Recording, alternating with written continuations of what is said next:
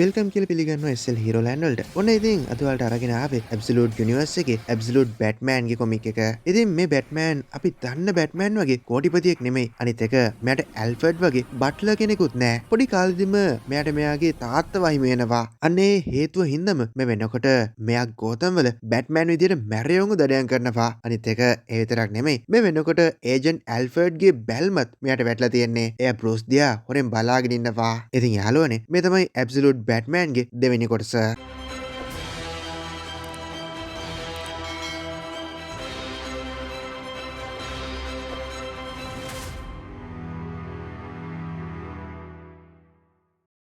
කතාව පටන් ගන්නේ ගෝතම් සත්තුවතෙන් අතීතේ දවසක පුංචි බෲස් තමන්ගේ තාත්තගේ නම කියලා කෑ ගහනවා. පේන විදිහට එයා ඉන්නේ වවුලේ ඉන්න කූඩුවක් ඇතුලේ.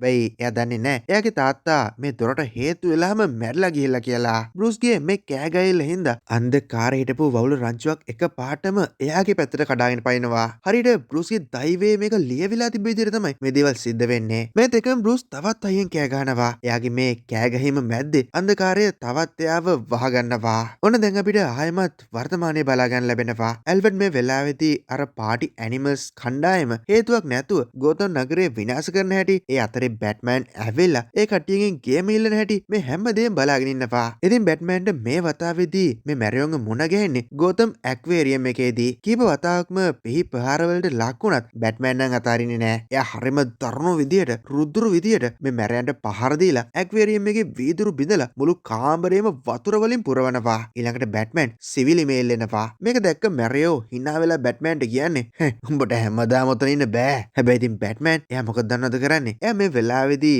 එයාගේ බෙල්ට් එකෙන් පොඩි පෙත්තක් වගේ දෙයක් අරගෙන වතුරට දානවා. ඒ පෙත්ත වතුරත් එක්ක මිශ්‍ර වෙලා ඒක ඇසිඩ් එකක් හදනවා. මෙන්න මේ ඇසිඩ් එක හින්දා ඇඟවල් පිච්චෙන මැරයෝ කෑ ගහගෙන එළියට දුවද්දි එළියේ මෙච්චර වෙලාවක් තිස්සේ එයාලා එන්නකම් බලාගෙන හිටපු පොලිසිය ඒ කට්ටියව අල්ල ගන්නවා. හැබැයි ඉතින් මේ හැමදේම මේ විදිහට සිද්ධ වෙන අතරතුරේදී බැට්මෑන් නම් අතුරුදන් වෙලා. ඉතින් අපේ ඇල්ෆර්ඩ් ගොයියා මේ හැමදේම CCTV හරහා තමයි බලාගෙන ඉන්නේ. ඒ වගේම බෲස්ට මේ නගරේ පුරාම රහස් බංකර් තියෙනවා කියලා ඇල්ෆර්ඩ් හොඳ ආකාරවම දන්නවා. අනිත් මේ ඇල්ෆර්ඩ් කියලා කියන්නේ හමුදාවේ සේවය කරපු හොඳ ට්‍රේනින් එකක් තියෙන කෙනෙක්නේ. ඇල්ෆර්ඩ් දන්නවා සටන් කරගෙන යද්දි එයාලට හැමදාම සටන් කරගෙන ඉදිරියටම යන්න බෑ. සමහර වෙලාවට සටන අතහැරලා දාලා පසුබහින්න සිද්ධ වෙනවා කියලා. හැබැයි ඉතින් ඇල්ෆර්ඩ් මේ බැට්මෑන් දැක්කම නම් හිතෙන්නේ මූණන් පසුබහිනවා කියන එකේ වචනයක්වත් දන්නේ නැති එකෙක් කියලා. ඒ මොකද ඉතින් මේ ඇබ්සලූට් බැට්මෑන් අපි දන්න බැට්මෑන්ට වඩා හැමතිස්සෙම සතුර පැත්තට කඩාගෙන පනින මහා භයානක චරිතයක්.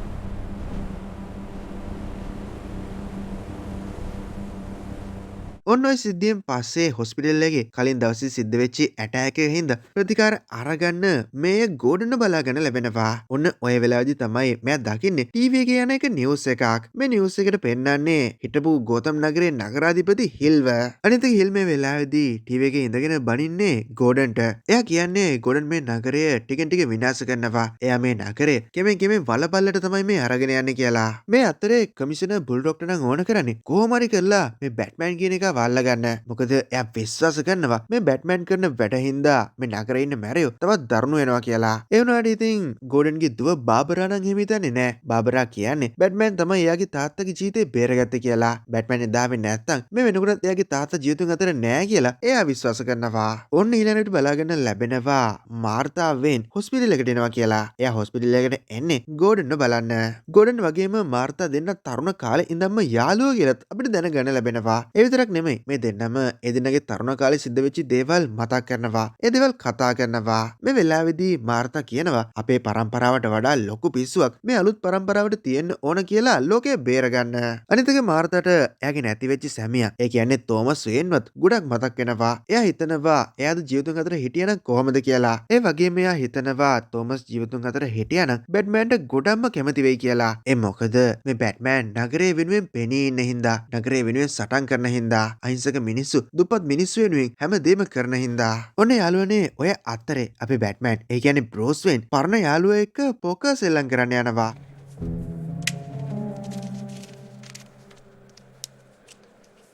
මෙතන එඩ්වර්ඩ්, හාවි, ජෝන්ස් මේ වගේ ගොඩක් කට්ටිය ඉන්නවා. ඉතින් මෙතන ඉන්න මේ හැම කෙනාම වගේ අපි දන්න බැට්මෑන්ගේ විලන්ස්ලා. ඒත් ඉතින් බලන්නකෝ වැඩේ මේ යුනිවර්ස් එකේදී මේ හැමෝම බෲස්ගේ යාළුවෝ. ඔන්න ඊළඟට බෲස් එදා සරණේදී අර මැරේකගෙන් හොයාගත්ත වෙස්මුණක් එඩ්වර්ඩ්ට දෙනවා චෙක් කරලා බලන්න. එඩ්වර්ඩ් කියනවා මේක ඇතුලේ මහා විශාල දියුණු තාක්ෂණයක් තියෙනවා කියලා. ඒ වගේම ඒ තාක්ෂණයෙන් මැරියෝන්ගේ ඊළඟ ප්‍රහාරය කොහෙද කියලාත් හොයාගන්න පුළුවන්. ඔය වෙලාවෙම තමයි හාවි කියන්නේ මේ මැරියෝන්ගේ පිටිපස්සේ හිටපු නගරාධිපති හිල්ලින්න ගොඩක් ලොකු ඉඩකඩක් තියෙනවා කියලා. ඕක දැනගත්තට පස්සේ බෲස්ගේ ඒ කියන්නේ බැට්මෑන්ගේ සම්පූර්ණ අවධානයම මේ හිල්ගේ පැත්තට යොමු වෙනවා. ඒකෙන් ඉඳන් ඉතින් බැට්මෑන් විදියට මාරු වෙන බෲස් ඊට පස්සේ හිල්ගේ ඔෆිස් එකට හොර රහසෙම ඇතුළු වෙනවා. මේ විදියට හොරෙන්ම රිංගපු බැට්මෑන් ඊට පස්සේ හිල්ගේ කම්පියුටර් පාවිච්චි කරනවා. ඒ වලින් මොනවාම හරි වැදගත් තොරතුරක් වැදගත් ඩේටා එකක් හොයාගන්න පුළුවන් වෙයි කියලා හිතාගෙන. ඉතින් මේ විදියට චෙක් කරගෙන යද්දි මෙයාට එක ෆෝල්ඩ් එකක් හම්බ වෙනවා. දන්නවද ඒ ෆෝල්ඩ් එක නම් කරලා තියෙන්නේ කොහොමද කියලා? ඒක නම් කරලා තියෙන්නේ ආගම් කියලා. මේත් එකම තමයි මේ කම්පියුටර් එකෙන් බ්ලැක් මාස් සම්බන්ධ වෙන්නේ බැට්මෑන් එක. මනුස්සයා කියනවා මම බැට්මෑන්ට ගොඩක් කැමතියි. ඒත් ඔයාට දැන් ලොකු ප්‍රශ්නයක් තියෙනවා. මොකද මුළු පොලිසියම මේ බිල්ඩින් එක වට කරලා තියෙන්නේ. ඔන්න ඔය එකම මැරියෝ රොකට් ලොන්චර් ප්‍රහාරයක් එල්ල කරනවා මේ ඔෆිස් එකට. හැබැයි ඉතින් බැට්මෑන්ට පුළුවන් වෙනවා ලිෆ්ට් එක ඇතුළට පැනලා එයාගේ ජීවිතේ බේරගන්න. ඔන්න මෙතනදී මෙයාට ඇල්ෆ්‍රඩ් හම්බ වෙනවා. ඇල්ෆ්‍රඩ් කියනවා මේ මැරියෝ ගැන එයා ගොඩක් ලොකු වැදගත් දෙයක් දන්නවා කියලා. ඒක හින්දා අපි දෙන්නම එකට එකතු වෙලා වැඩ කරමු කියලාත් කියනවා. ඔන්න ඔය කතාව ආපු බැට්මෑන් ඊට පස්සේ මේ ඇල්ෆ්‍රඩ්ට තප්පර 30ක් දෙනවා. ඒ ගැන කරුණු පැහැදිලි කරන්න.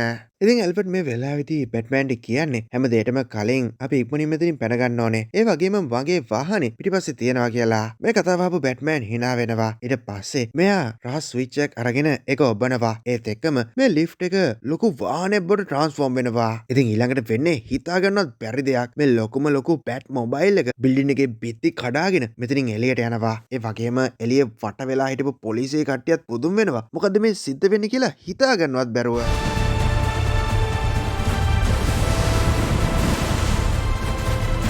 ඉතින් මේත් එක්කම මේ වර්තමානයේ කොටස් වලින් මිදිලා අපිට ආයෙමත් යන්න වෙනවා අතීතයට. මේ වෙලාවේදී පුංචි බෲස් කාමරේ ඉඳලා අඬ ඉන්නේ. ඔන්න ඔය වෙලාවේදී තමයි මේ කාමරේ තියෙන ජනේලෙන් සෙලීනා ඉන්නේ. ඉතින් සෙලීනා කියන්නේ කවුද කියලා ඔය කටිය හොඳ ආකාරවම දන්නවනේ. ඒ තමයි කැට්වුමන්. කැට්වුමන් එහෙම නැත්නම් සෙලීනා මේ වෙලාවේදී බෲස්ගේ දුක තුනී කරනවා. එයා බෲස්ට කියනවා ඔයා මොනාරි නැති කරගත්තද? දැන් ඇඬුව ඇති. එන්න මාත් එක්ක යන්න කියලා. ඉතින් මෙතනින් මේ කොටස ඉවර වෙනවා. හැබැයි ඇබ්සලියුට් බැට්මෑන්ගේ කතාව නම් මෙතනින් ඉවර වෙන්නේ නැහැ. දැන් බෲස් වගේම ඇල්ෆ්‍රඩ් දෙන්න එකට එකතු වෙලා ඒ දෙන්න එකට එකතු වෙලා පාටි ඇනිමල්ස් වලට විරුද්ධව සටන් කරයි. ඒත් මොකද්ද අර ආගම් කියන ෆයිල් එක? මොකද්ද ඒ ආගම් එකත් එක්ක බැඳිලා තියෙන රහස?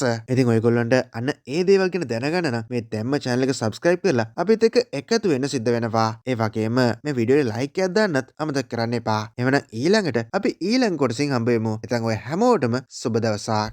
සබස්ක්‍රයිබ් එකකුත් දාගෙන ලයික් එකකුත් දාගෙන කමෙන්ට් එකකුත් දාගෙන යන් එහෙනම් ආදරේ ඈ අහස තරම් ඈ තව වැදගත් දේවල්